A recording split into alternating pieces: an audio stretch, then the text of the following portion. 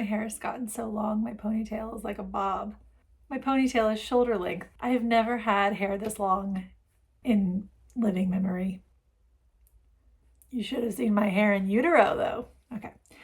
So every year on my birthday, my husband gives me time to thrift. I've always really enjoyed thrifting, but I don't do it very much in person anymore because thrifting with 3 kids, 6 and under, is not the same as thrifting alone. It's just not. Suddenly all the things that are enjoyable about thrifting become dangers that you have to mitigate, and it's just overall a less than relaxing activity, at least for this mom. So my husband very sweetly likes to give me time on my birthday where I can thrift in peace. So my birthday was this past month, and I went out on that day with a relatively open mind. I think the only kind of little goal or idea that I had was to try and add some pops of color to my wardrobe. At the first place, the only thing I could find was homeschool books. Second place, nothing.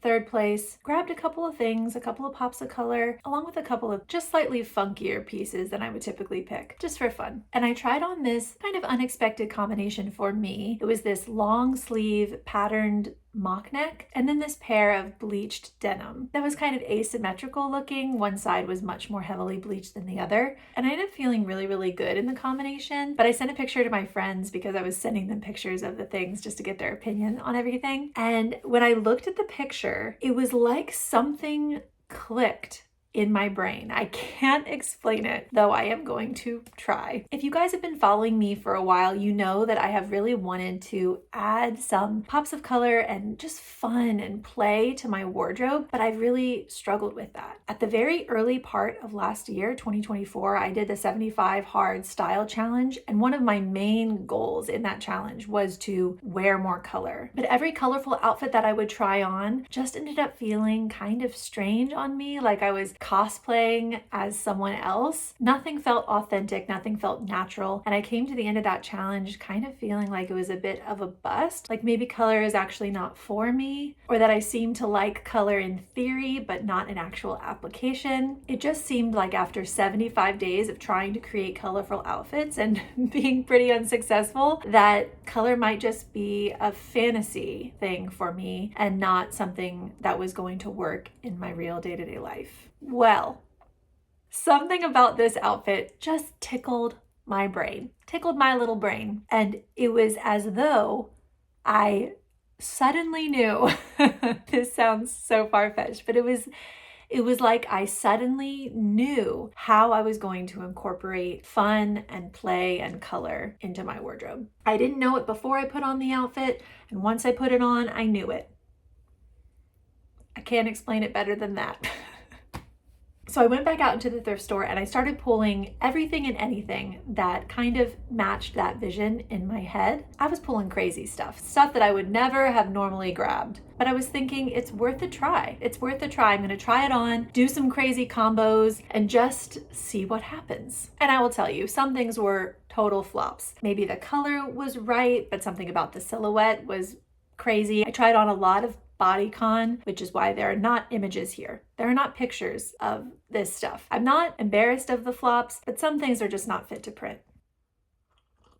But I did set aside those pieces that tickled my brain in the same way that the patterned long sleeve and the bleached jeans did. And I bought them. And then I ended up going, I think, to one more thrift store, and I bought a couple of items there as well that also kind of hit those marks. And it wasn't until a few days later when I counted up the items that I realized that I had purchased 8 things. I had purchased 8 items on or around the week of my birthday. Some things were online, the rest was thrifted. And upon that realization, I started to feel guilty. A few weeks ago, I shared with you guys my wardrobe plans and goals for this new year. And one of those goals was to only bring in 10 to 15 items into my wardrobe this year. And I was thinking, did I screw up already? It's only March. Did I already mess this up? It's only March. I just had bad feelings, y'all.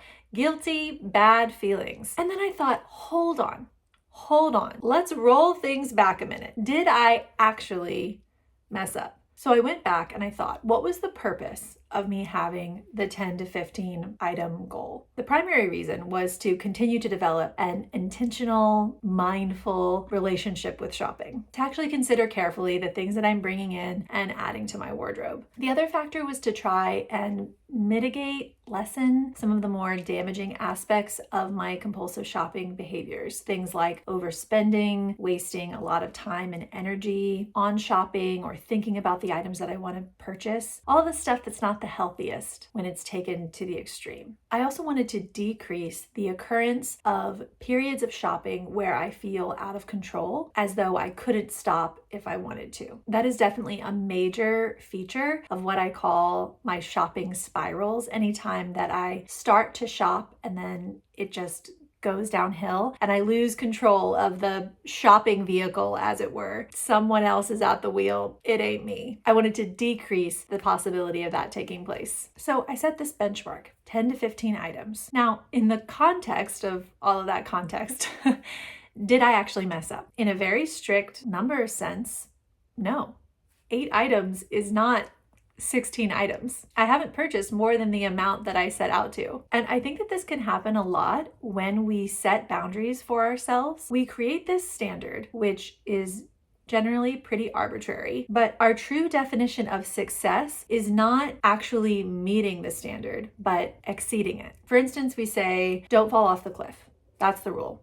That's the boundary. You are not allowed to fall off this cliff. But then you punish yourself and berate yourself anytime you come within 30 feet of the cliff. So not falling off the cliff is not the standard.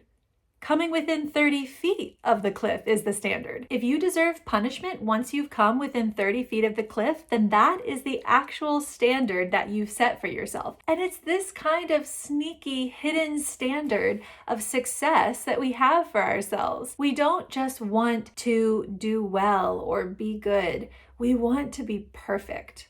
And so I didn't just want to only purchase 15 items this year. I had this idea about how I was going to shop for those items. Like overnight, I was going to transform into this different person who doesn't care about shopping or clothing. How menial. And I was just going to stumble across an item. I wasn't looking for it. It came to me really. And I was going to put it on my wish list and I was going to wait for 3 months where I simultaneously barely thought about it while also meticulously researching it within an inch of its life. And so I was really sure that it was a wise investment for me. This is the craziness of those sneaky hidden standards. Just simply saying that I want to purchase 15 items this year doesn't automatically transform me into a different person, into a different kind of shopper. And as the kind of person that I am today, I find within myself a desire for less, a desire for curation, really, and also a desire for play and creativity within my wardrobe and within the act of getting dressed every day. And I'm also trying to balance all of that with these creative shopping tendencies that I developed from going to shopping for comfort in the past. All of that is happening at the same time within myself when I shop. And I find because of that, it's important for me to not hyper-focus on the letter of the law, to not dwell too much within like a success and failure paradigm. I know that I'm accepted, I know that I'm loved, and so I can step out of that very painful and inane task of constantly trying to determine how good I'm doing. So when I think about the spirit of the law, not the letter of the law, though, as I already said, I met the letter of the law. I've purchased 8 items. But when I just think about the spirit of the law, in this case, I just think about the joy that I felt thrifting on my birthday. It wasn't compulsive at all. It felt fun and creative and light. There was no heaviness to it. And the other thing that I really noticed was that my vision for what to buy, the inspiration, was coming entirely from myself, from my own brain. And of course, there was probably stuff going on subconsciously, inspiring images that I've seen in the past. I mean, there's nothing new under the sun. There's nothing new under the sun. I am not the source of all clothing inspiration, that's for sure. But my shopping process that day and in the days after just felt really distinct from other times in the past when I felt driven to shop as a result of feeling inspired by someone else. In this case, I wasn't choosing items to try on because I had seen them somewhere. I was choosing them because of a particular joyfulness that they were eliciting in me. And that felt very special and very hopeful, especially considering how much I had taken part in the other kind of behavior in the past. Now let's talk about what happened after that day. I came home and I was feeling so inspired. As you can imagine, I had never felt this kind of from within myself type of inspiration spring up before in such a vivid and dynamic way. And so I shopped on my birthday, but I continued to shop in that same way, mostly online, looking at ThredUp and Poshmark and those kinds of secondhand sites. And there were a few moments where I noticed myself slipping out of the joyfulness and into those more compulsive behaviors. There was a couple of nights where I stayed up late shopping, or at least collecting a cart of things that inspired me without necessarily pulling the trigger and purchasing them. And there was one time when I purchased something without putting as much thought into it as I would have preferred. So this was not great. So it started great, but it didn't necessarily continue that way. And I started to clock it. I started to clock the change in my behaviors and just the loosening of my grip on the wheel, and how I was less and less in control of what was happening and more in that state. I don't know. One way I've thought to describe it is it's like being caught in an undertow. If you guys have ever been stuck in an undertow or in a rip current, you know it's scary. It's very scary, mainly because it is so out of your control. And often your first inclination is to try to swim back to shore, right? But the thing that they'll teach you if you're learning about rip currents is that swimming back to shore is the last thing that you should do. If you try to swim directly back to shore and the rip current is trying to pull you directly out into the ocean, you will just end up tiring yourself out and you will die.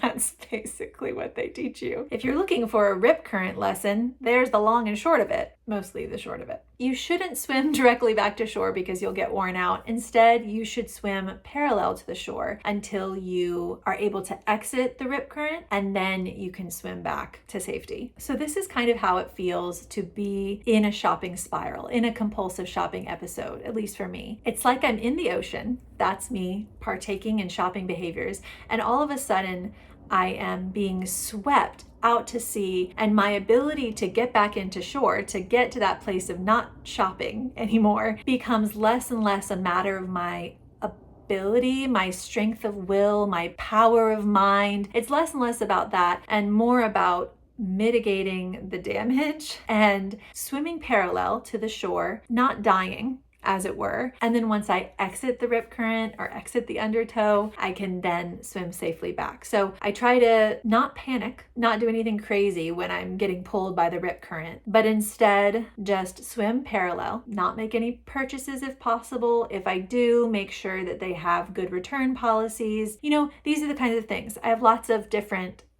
tactics, and then just try to safely get out of the rip current and then swim back to shore, where I will hopefully live a long life.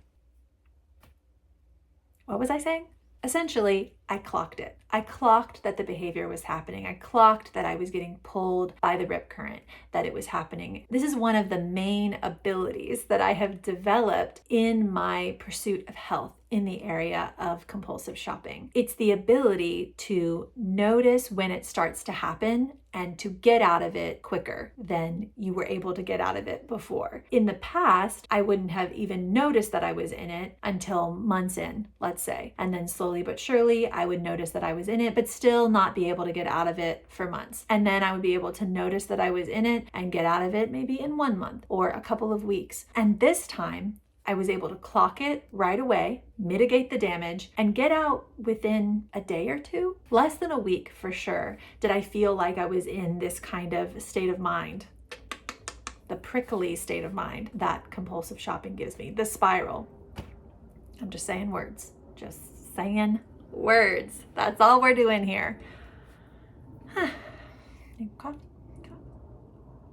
So I definitely think that where I am in my journey of health in my journey of health around compulsive shopping is learning how I can partake in shopping behaviors in that very joyful, healthy, creative way and not have that lead into a shopping spiral of any kind. That's my ultimate goal. I want to be able to dip my toes into the ocean and walk back out and lay on my towel and read a magazine like it's 2005. This is what I want. I want to dip and come out, dip and come out, and do that from an empowered place, from my hands are on the wheel and I'm deciding how this thing goes. So all in all, I am very happy with the things that I purchased, with how I purchased them, apart from those few days of more compulsive behaviors. And mostly, I'm just very happy that I was able to get out of the rip current as quickly as I did. It's faster than ever before. And that just feels like really, really good news to me. It's a win. And what's possibly even more of a win is that I feel so incredibly inspired with my closet right now. I have so much clarity about where I want to go, about how I want to get dressed in the morning, about how I want to feel in my clothing. And it's just in a very sweet, creative place. So we're just taking things one step at a time. It's possible that I need to think a little bit moving forward about those wardrobe goals that I set for myself and how I want to approach things moving forward with this new vision that I have. But overall, my aim is the same. I want to develop a relationship with my closet, with getting dressed that is creative and fun and joy-filled, and also at the same time have a relationship with shopping that is not painful or stressful or damaging in any way. I love swimming in the ocean. I want to continue going to the beach and swimming in the ocean. I love it. It's very fun, but there's a way to do it that will hurt you, potentially kill you. And there's a way to do it that is safe and joyful. You might end up with some sand in places. It's inevitable. You're at the beach, but it's different than being pulled all the way out, way out. Right now, my YouTube feed is filled with these random great white shark encounters, and like my kayak was hunted by an orca whale, and random swimmer swallowed by a blue whale before they spit him out. What's happening? Why is my feed filled with this? Is it because of that one video I watched that one time at 2 a.m.? Is that why? Because it's like every other video that's recommended to me now. Every other video is like, surfer fights off great white shark. But then I click on them, and you know what? Half the time, it's not what the title says. It's like the shark just swims by. Did you know that sharks are actually just very curious animals? No one's actually getting hurt in any of these videos, is what I'm trying to say. It's not real, but it feels real. So anywho, that's where I'm at, and that's where my closet is at. I have so much inspiration going on right now. I'm going to continue to share it with you guys. Yeah, that's the update. Those are all my feelings. If you have ever had anything like this happen where you've had that spark of inspiration or that sudden sense of vision for, I don't know, it could be your closet, it could be something else, but if you've ever had it, that kind of clicking moment, please share it with me. Or if you have an explanation for it, share that as well. I'd love to hear. I really would. Okay, you're wonderful. Just in case you didn't know or you haven't been told recently, you are wonderful and creative and fun. And you are something specific. You are something really specific. So go out and be that. Okay? You can't mess it up. You really can't. All right now.